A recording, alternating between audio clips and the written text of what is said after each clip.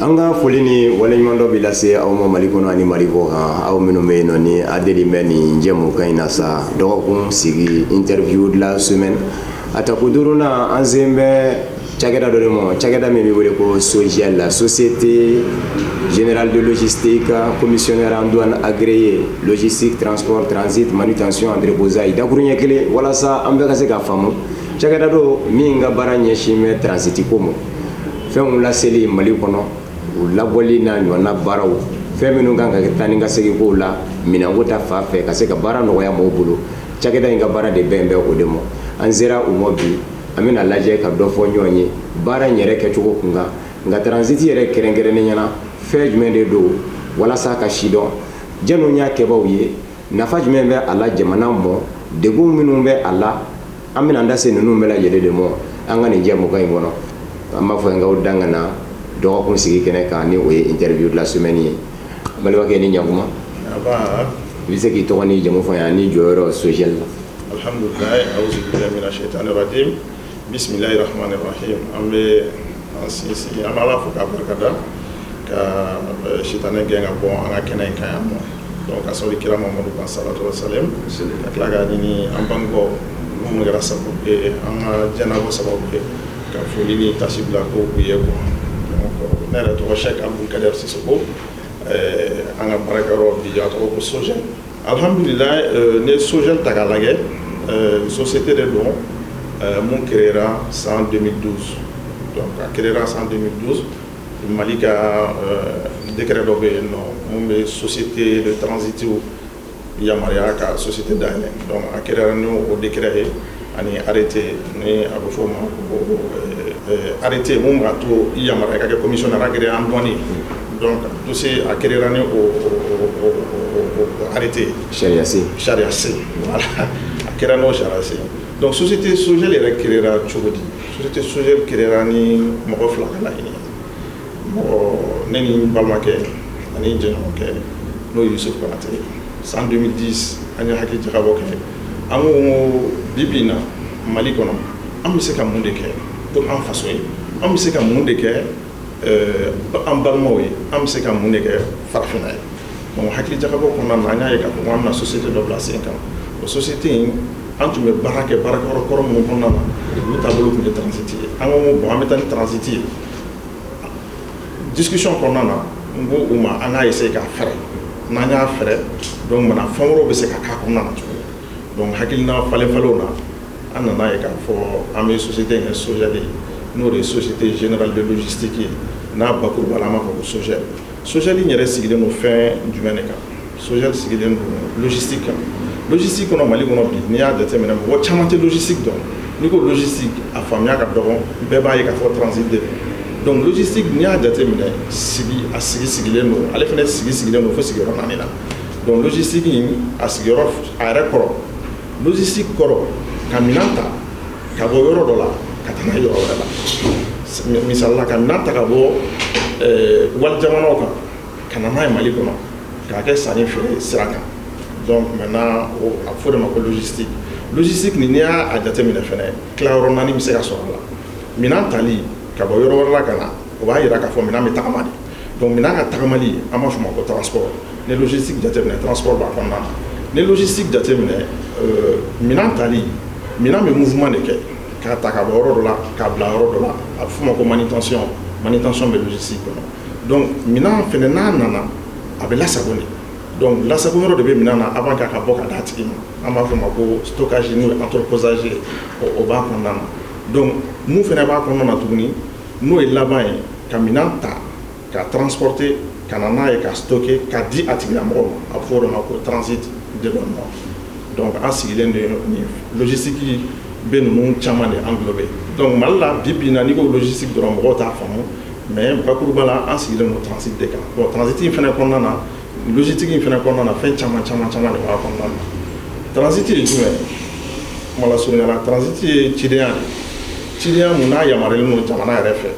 ni charia sen n ye mun fɔ arrêté 2334 ni a yamaruyalen don ni o ye Mali jamana fɛ donc cidenya mun don ka commerçant ou bien mɔgɔ gansan mɔgɔ wɛrɛw olu ka minɛnw ta ka bɔ jamana wɛrɛ bɔyɔrɔ la ka na n'a ye jamana kɔnɔ n'a nana jamana kɔnɔ ka labɔ douane na ka d'o tigilamɔgɔ ma transit in baara bɛ kɛ an ka jamana soba dɔ fɛ n'a bɛ f'o ma ko ministère de l'économie et des finances o ka branche dɔ bɛ yen nɔ ka bolofara dɔ bɛ yen nɔ n'an b'a fɔ o ma ko direction générale des douanes transit in fan baaraba bɛ kɛ o cakɛda in de la quoi donc an kɔni an ka cakɛda créé ni nin de ye ni nin hakilina de ye donc ka na don transit kɔnɔ ka transit kɛ ka fɔlɔ anw yɛrɛ k'an ka épanouissement personnel o prouver an yɛrɛ ka yiriwa an yɛrɛ ka yiriwa k'o prouver ka tila ka an balimaw ani jamana yɛrɛ dɛmɛ pour que an balima minnu bɛ yen nɔ n'u ti baara la taux de chômage dɔ bɛ se ka bɔ la cogo min na o bɛ se ka gɛrɛ an ka baara kɛ cogo min na transit ye nin baara de ye baara mun n'a kalifalen don i la ka taa Mali cakɛda dɔ la n'o ye ministère de l'économie et des finances ye o ka bolofara min bɛ yen nɔ n'a bɛ f'o ma ko direction générale des douanes donc ka taa mɔgɔw ka minɛnw labɔ yen k'a di u tigilamɔgɔw ma donc transit bakuruba la transit bɛ o de yira mɔgɔ min b'o baara kɛ a bɛ f'o ma ko transitaire ye mɔgɔ yamaruyalen de comme n y'a fɔ n ka kuma la cogo min na transit yamaruyalen don cogo min na transitaire fana yamaruyalen don ten ni an ka sariya gafew ye mun b'a to i bɛ se ka transit baara kɛ donc transit baara dun pour que k'a kɛ il faut que ɲɛdɔn dɔ de b'a la faamu dɔ de b'a la a bɛ kɛ ni ɲɛdɔn ni faamu ni kodɔn de donc o transit yɛrɛ sɛbɛnnen don an ka gafeba dɔ la n'a bɛ f'o ma ko tarif douanier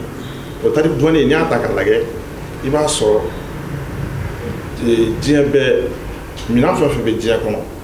a bɛ fɔ fɛn dɔ ma ko code o numéro o de bɛ o gafe in kɔnɔna na n'an b'a fɔ ma ko nomenclature o nomenclature nin kelen kelen minɛn kelen kelen bɛɛ lajɛlen na o de bɛ nomenclature nin b'a yira k'a fɔ i kan ka nin wari hakɛ sara jamana ye donc n'an b'a fɔ ma ko quotité o de bɛ quotité ninnu bɛɛ déterminer donc i kan ka wari hakɛ mun sara pourcentage hakɛ mun sara i ka minɛn nali la pour que ka se k'o sara donc transitaire ka baara ye o ye ka minɛn fɛsɛfɛsɛ donc maintenant minɛn bɛna na cogo min na Mali kɔnɔna na n'o de ye ni misali la jagokɛla n'a wulila ka taa Chine n'a wulila ka taa jamana wɛrɛw la sanni na n'a taara sanni na a bɛ taa société dɔw de la yen nɔ cakɛda dɔw de la ka sanni kɛ u ye cakɛdaw bɛ papier dɔw la n'a b'a fɔ ko facture proforma o facture proforma in bɛ kuma minɛn kan a sɔngɔ kan a n'a sanna yɔrɔ min ma donc o commerçant ni e yamaruyalen don jamana fɛ ka komi i bɛ import export donc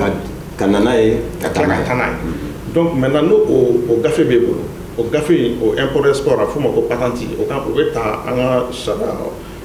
an ka jamana cakɛda dɔ la n'o bɛ f'o ma ko impôt o bɛ ta yen de olu de bɛ yamaruya i ka kɛ import export ye donc ni import export n'i y'o kɛ i b'i ka taara sanni kɛ ka na i bɛ facture di transitaire ma ni facture dira transitaire ma ale bɛ document dɔ dilan n'a bɛ f'o ma ko intention d'importation o intention d'importation ye mun ye k'a jira jamana sariya jamana baarakɛyɔrɔ dɔ bɛ yen nɔ cakɛda dɔ bɛ yen k'a yir'o la k'a fɔ karisa karimasina commerçant don a taara minɛn san nin yɔrɔ in na a b'a fɛ ka na n'a ye jamana kɔnɔ donc i bɛ o papier ninnu dilan a bɛ f'o ma ko intention d'importation o bɛ dilan jɔn fɛ transitaire de b'a dilan yɔrɔ jumɛn direction générale du commerce et de la concurrence sisan n'a bɛ f'o ma ko DGCC direction générale de la consommation et de la concurrence voilà direction générale de la consommation et de la concurrence donc a bɛ dilan yen nɔ donc n'a dilanna yen nɔ an bɛ sɔrɔ ka intention in lever a bɛ taa signer n'a y'i jaabi taa n'a ye banque la i b'a domicilier banque la o kɔrɔ n'i b'a fɛ ka wari ci ka taa i ye minɛn san jamana min kɔnɔ donc banque taabolo la transaction na pour que o bɛ se ka nɔgɔya i ma donc o bɛɛ kɔfɛ document wɛrɛ fɛnɛ bɛ dilan papier fɛnɛ wɛrɛ bɛ dilan n'an b'o fɔ ma ko attestation BIVAC attestation de vérification donc o attestation de vérification in bɛ dilan ni intention d'importation in de ye o ye cakɛda fɛnɛ mun sigilen don Mali kɔnɔ yan nɔ Mali ta la a bɛ f'o ma ko Veritas o Veritas ni i bɛ i ka intention ani i ye minɛn san ni facture mun ye proforma ye ani i ka titre de transport n'an b'a f'o ma ko tagama sɛbɛn o tagama sɛbɛn soit a bɛ se ka kɛ aérien ye soit a bɛ se ka kɛ maritime ye sanfɛla jikana donc i b'o tagama sɛbɛn ta k'o fara a kan ani fɛn dɔ bɛ yen ko liste de colisage minɛn minnu sanna olu citelen b'o kɔnɔna na i b'olu fara ɲɔgɔn kan k'olu ci o bureau in ma o bureau in b'a vérifier est-ce que sanni feere hukumu kɔnɔna na diɲɛ bunnakun kan il y a respecté wa prime dira est-ce que prime tient de moi est-ce que prime te sans faire est-ce que prime te du moi donc olu ka fonction est fonction de régulation sur le commerce international ka berebe ka duru la ko berebe donc nous le papier boka dima oui ka papier be la il y a ka fo 600 et qui fait fort avec un document boka dima gafe boka dima na bo fo attestation de vérification donc nous attestation de vérification dirima sans attestation de vérification oye isegera ni majira ka isegera donc maintenant il prime fo prime kain donc maintenant c'est ce que il peut faire nous sera au gafe dima donc nous gafe dirima il sera ko fara il a intention d'importation il sera ko fara il a titre de transport il a fait tarama 7 ans donc ani il a facture ani intention il sera ko tapo di transitaire de son kata douane ka sɔrɔ ka taa fɔ douanier jamana ye karisa nana ni mina ye n'a bɛ f'o ma ko déclaration détaillée an bɛ sɔrɔ ka don transitaire bɛ sɔrɔ k'o dilan sisan karisa nana ni mina ye a ye mina san papier filɛ nin papier filɛ nin mun y'a yamaruya a ka na n'a ye n'o ye intention ye facture filɛ nin vérification kɛlen kɔfɛ bivac fɛ o fɛnɛ papier filɛ nin donc sisan an b'a déclarer ani nin montant sarali de ka kan o montant bɛ fɔ o bɛ sara jamana ye o ye e ka dédouanement bannen e bɛ taa n'i ka minɛn nana misali la Kati douane de la ou n'i ka minɛn nana aéroport la i bɛ taa o bureau masina la ka t'o minɛn ta ka sɔrɔ ka taa di i ka commerçant ma o ye dédouanement bannen o yɔrɔ la donc ni dédouanement banna o yɔrɔ la a bɛ se ka san 5 o kɔfɛ sariya sɛbɛnw kɔnɔna na san 5 o kɔfɛ a yamaruya bɛ douane bolo e ni mun baara kɛ bi 2021 donc a bɛ se ka 2026 douane bɛ se ka na tuguni ka na contrôle kɛ k'a fɔ a karisa i delila ka nin kɛ k'i sɛgɛsɛgɛ a la est ce que i y'a kɛ a ɲɛna wa est ce que i y'a kɛ fiɲɛ dɔ ma y'a la wa donc document mun i b'a kɛ bi i bɛ se ka kɔlɔlɔ bɛ se ka y'a la kɔfɛ san 5 kɔfɛ i bɛ se ka na ɲininka a baara ninnu na donc a bɛ fɔ o ma ko dédouanement a posteriori donc olu fɛnɛ bɛ kɛ donc en grosso modo nin de ye bakuruba la nin de ye dédouanement transiti baara ni transiti taabolo ye. Ayiwa an ye nin faamu Sisoko n'an y'a faamu Sogel a kɔnɔ fɛrɛlen don transiti b'a kɔnɔ fɛn wɛrɛ b'a kɔnɔ logistique ye n'an kan bɛ don o la o kɔnɔ in an laban bɛ taa tunu anw minnu t'a ɲɛdɔn kosɛbɛ o tumana an bɛ dan transiti ko in b'a fɛ nka i y'a fɔ transiti yamaruyalen don cogo min na transitaire fɛnɛ yamaruyalen don ten jamana fɛ jɛn de kan ka kɛ transitaire ye ni mun de kan ka ye i la walasa i ka kɛ transitaire ye dɔnniyaw ni faamuyaw minnu kan ka ye i la walasa i ka kɛ transitaire ye. Sisan n'i y'a jateminɛ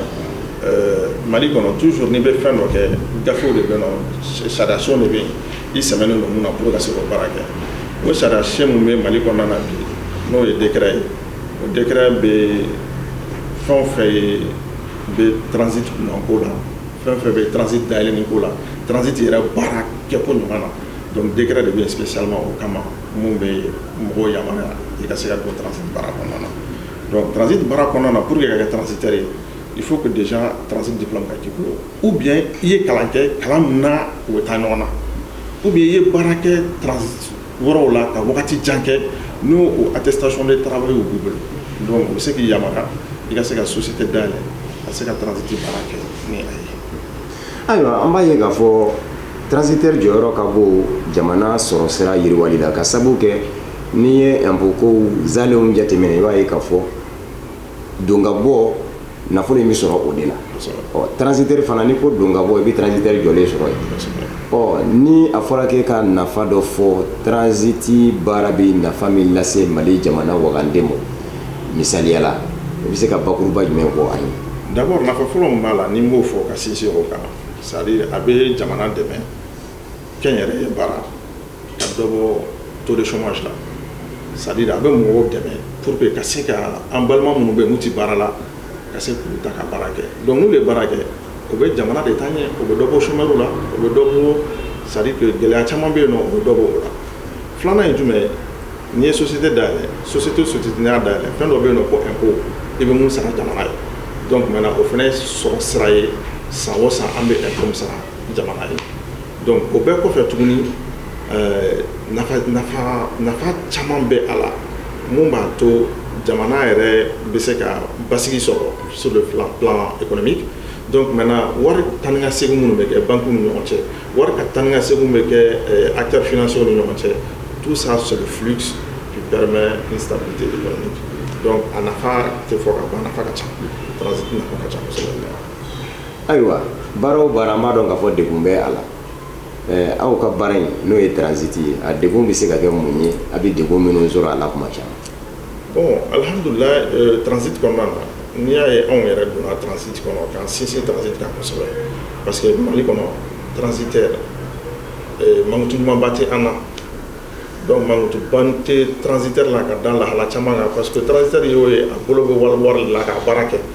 Donc a bɛ k'i kɔnɔ ko wagati dɔw la i b'i yɛrɛ sɔrɔ ni miliyɔn caman ye poche kɔnɔ ka sɔrɔ mun b'i ta i yɛrɛ ta ye wɔsi a tɛ tɛmɛ miliyɔn a tɛ tɛmɛ 5000 kan. Donc o mun mankutu ɲuman tɛ transit kɔnɔna na an ko k'an bɛ don baara in na. N'an donna baara in na o mankutu jugu min bɛ yen nɔ an bɛ se k'o ka bɔ a la dɔɔnin cogo min na. Donc o la kɔlɔlɔ min bɛ transit yɛrɛ la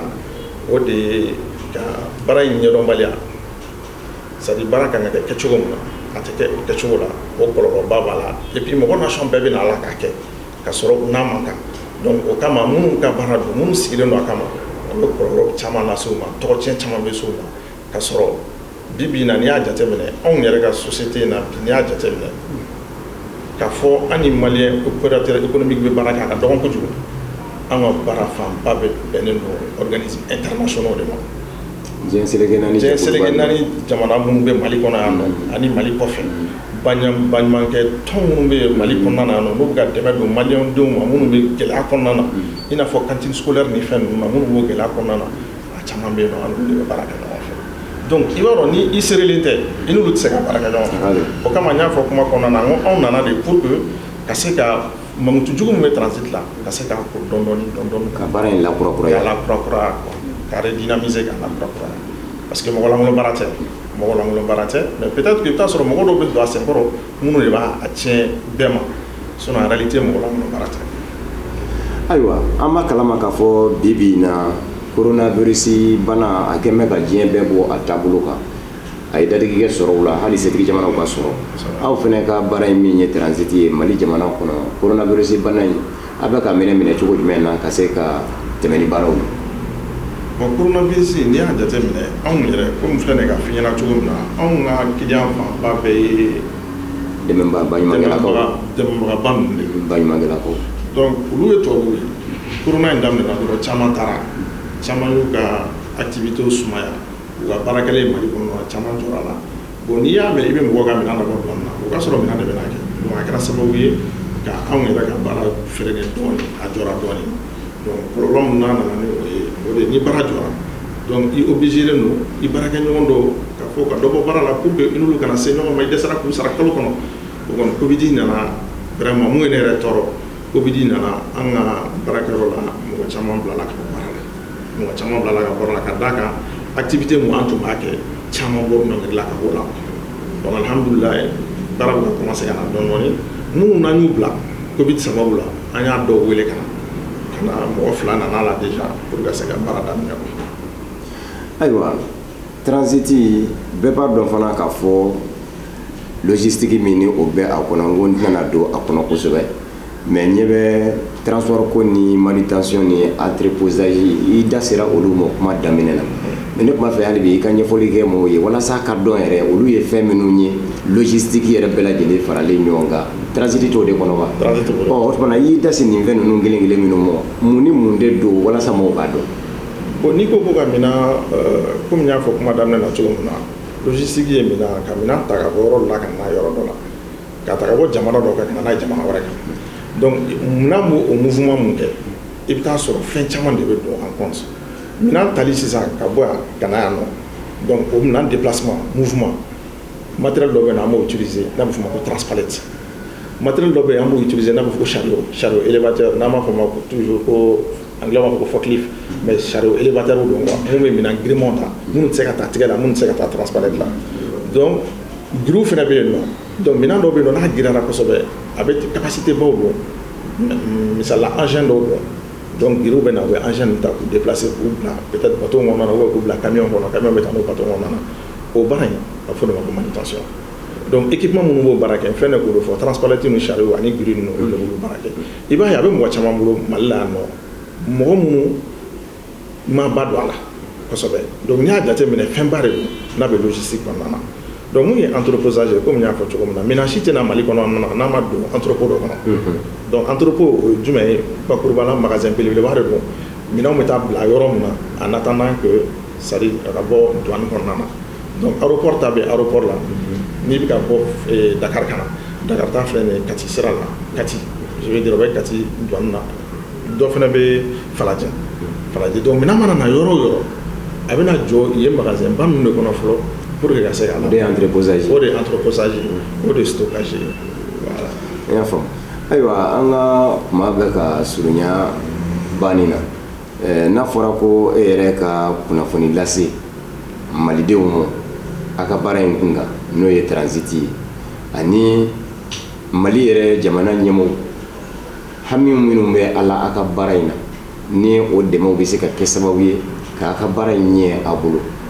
dakuruɲɛ damadɔni bɛ se k'o lase. alhamdulilayi transit n'i y'a jateminɛ Mali kɔnɔ organisation bɛɛ bɛ yen nɔ fɛn fɛn bɛ yen nɔ i bɛ taa sɔrɔ jɛkulu b'u la an ka jɛkulu a bɛ f'o ma ko fédération des transitaires o kɔni bɛ yen nɔ transitaire mana gɛlɛya sɔrɔ wagati o wagati n'i ser'o ma donc olu de bɛ anw fana ni fanga ni ɲɔgɔn cɛ pour que ka se ka gɛlɛya minnu bɛ an kan pour que ka se ka gɛlɛyaw wuli ka bɔ yen an b'an ka fédération fo la kosɛbɛ donc mun ye dɛmɛ ye donc dɛmɛ anw ka secteur la an tolen don an yɛrɛ ma donc an bilalen don n'i ye mun kɛ don min na n'i sera ka na n'u ye i yɛrɛ don min na a banna o de ye ka fɛn ye sinon an appuyé tɛ k'a fɔ ko subvention dɔ de bɛ yen nɔ ou bien dɛmɛ dɔ de bɛ yen nɔ ko jamana b'a d'an ma spécifiquement o tɛ an bolo quoi o tɛ an bolo. ayiwa nin waati in na an ka kuru sera siya kan dakuruɲɛ laban kuma dafa kuma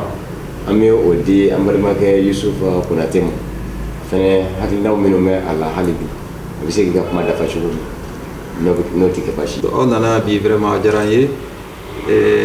aw nana pour que ka se ka kuma an ka transit kɔnɔna la transit yɛrɛ ye suguya fila de ye parce que mɔgɔ caman bɛ transit fɔ en réalité o tɛ transit yɛrɛ dɔn adamaden transit yɛrɛ bɛ yen minnu bɛ va et vient kɛ jamana ni ɲɔgɔn cɛ mais an bɛ transit mun yɛrɛ kan bi k'o kɛ o ye minɛn transit de ye ka minɛn san ka bɔ kɔfɛ ka na n'a ye ka tila ka ci ka taa ya ani national an yɛrɛ fɛnɛ fɛ yan ka minɛn na taa an ka région kɔnɔnaw la ka tila ka ci ka taa ka na donc an b'o de kɔnɔna la an ka baara fanba ye o de ye quoi mais en réalité mɔgɔ caman bɛ transit fɔ o tɛ transit dɔn kosɛbɛ bon an ka minɛn an bɛ minɛn minnu donc minɛn minnu bɛ san ka na donc marchandise minnu bɛ san ka na n'an ma transiter a suguya ka ca dɔw bɛ na an b'a fɔ olu ma ko régime suspensif dɔw bɛ na bon i b'o ye très généralement an ka industriels de fɛ yen donc olu ta mana na u b'a suspend déclaration dɔ de bɛ régime dɔ de bɛ yen an ma a lasago n'o ye fɔlɔ a gulonnen bɛ to bon ani régime dɔ fana bɛ yen o ye mise à la consommation directe n'a nana a tɛ bɔ bilen donc i b'i ka dédouanement kɛ directement o y'a kɛlen a tɛ sigi bilen bon ani dɔ fana bɛ yen o fana kan ka a mana na a bɛ to yan temporairement o bɛ tila ka lasegin a kɔ an b'a fɔ o ma exportation bon an ka baara in kɔnɔna la a tagabolo ka ca bon a bɛ dépend e ka minɛn san i bɛ fɛ ka lasago sagoya sugu kunna donc commerçant dɔw ta mana na a tɛ bɔ bilen u b'a feere directement consommateurs ma minnu b'a san ka dun donc olu ta o ye donc dɔw ta mana na olu ta bɛ bila régime suspensif la a gulonnen bɛ to wagati mana kɛ u bɛ tila k'a bila donc u bɛ tila k'a lasago k'a ba ɲɛnama ka kɛ régime wɛrɛ ye dɔw fana bɛ yen a bɛ na baaranin dɔ la mais a tɛ to yan kudo a bɛ tila ka segin a kɔ donc an bɛ tila k'o fana labɔ olu ye dakuruba fɛn fɛn ye ne yɛrɛ bɛ n da dɔ la k'o fara kan o ye transit tagabolo ye en réalité an ka mɔgɔ caman i bɛ caman ye u b'a fɔ k'o ye transitaire ye mais détail caman bɛ yen bon an bɛ ka évoluer ye volet mun kan an tagabolo ye mun ye an ka transit kɔnɔna la o ye wala mu dagalen don an ka transit sigilo kan kosɛbɛ. Bon ani dɔw fana bɛ yen transitaire dɔw fana bɛ yen an bɛ ka baara mun kɛ olu fana tɛ se k'o kɛ olu ta ye informel ye mun ma daga kosɛbɛ ye n'o ye bɛnkan ye dɔnw ni transitaire ni ɲɔgɔn cɛ o ye bɛnkan de. Bon an bɛ baara kɛ nin sariya kɔnɔna la an bɛ nin di. Bon très généralement i b'o ye sugukɔnɔmɔgɔw de la sugukɔnɔmɔgɔw minnu ye transitaires ye olu nana ala ye nɔgɔya k'u ye u donna la mais u ta fɛnkɛ bɛnkan de bɛ u ni faamaw ni ɲɔgɔn cɛ. Bon o baara an tɛ ka évoluer o kɔnɔna la. An ta ye sariya bɛ mun fɔ an bɛ ka baara kɛ o cadre kɔnɔna la o y'o ye. Bon a da magara Covid ko fɛnɛ na Covid fɛnɛ kɛra an bolo gɛlɛyaba ye transitaire caman b'a dɔn mɔgɔ tun bɛ sɔrɔ caman kɛ a ye dɔ bɔ sɔrɔw la même au niveau de la douane ka recette jamana yɛrɛ bɛ recette mun sɔrɔ a ye camanba de bɔ o la parce que tant que no minɛn bɛ ka don ka bɔ. Donc no dɔ bɔra minɛn ka donta la a bɛ dɔ bɔ sɔrɔ la jago a bɛ dɔ bɔ sɔrɔ la donc o kɛra fiɲɛba ye douane fɛnɛ la a kɛra fiɲɛba ye jamana yɛrɛ fɛnɛ kɔnɔ n'o a ye sɔrɔ da jɛngɛ dɔɔni o fana yɔrɔ y'o ye. Bon i ye kumara aussi gɛlɛya yɔrɔ fanfɛla la baara gɛlɛya b'a la komi an ka baara kɔnɔna an bɛ transport fɛnɛ kɛ. Tuma dɔw la mobili natɔ bɛ se ka bin a bɛ se ka accident kɛ sira la olu kɔnɔna la wali marchandise de b'a kɔnɔ. Bon très généralement i b'a sɔrɔ an ka commerçant ni mɔgɔ caman bɛ minɛnw transporter o tɛ assurance tout risque ta donc fɛnɛ ye gɛlɛyaba de ye baara in kɔnɔna la. Fɛn fɛn n'o mɔgɔw ka nafolomafɛn mana bin ka accident kɛ ka kɛ kasara ye o ye gɛlɛya ye hali n'a tɛ e ta tɛ minɛ ye e bɛ ka baara kɛ hali ni bɛ fitinin mun sɔrɔ a kɔnɔna la bien vrai que e ye ciden ye e bɛ fitinin mun sɔrɔ n'o ka commerçant i ka client mana gɛlɛya sɔrɔ k'o ka nafolo tiɲɛ o bɛ kɛ e yɛrɛ fɛnɛ ma gɛlɛya ye o ye baara gɛlɛyamaba in fɛnɛ ye. Et puis transitaire kɔnɔna la an ka transit kɔnɔna la mɔgɔ lankolon caman fɛnɛ b'an kan n'u kɛlen ka an caman lagosi bi i b'i ka wari d'u ma i kan ka taa mun sara douane sariya ye n'i kan ka mun sara i ka droit ye peut-être i b'a sɔrɔ 2 millions kan ka sara droit ye 2 millions 50 000 d'a ma i b'a sɔrɔ ale ka prestation ale sɛgɛn sara yɛrɛ ye 1000 ye e million 2 ni 1000 na ma ale ta ye 1000 ye million 2 a kan kɛ i ka minɛn dédouanement kɛ n'o ye.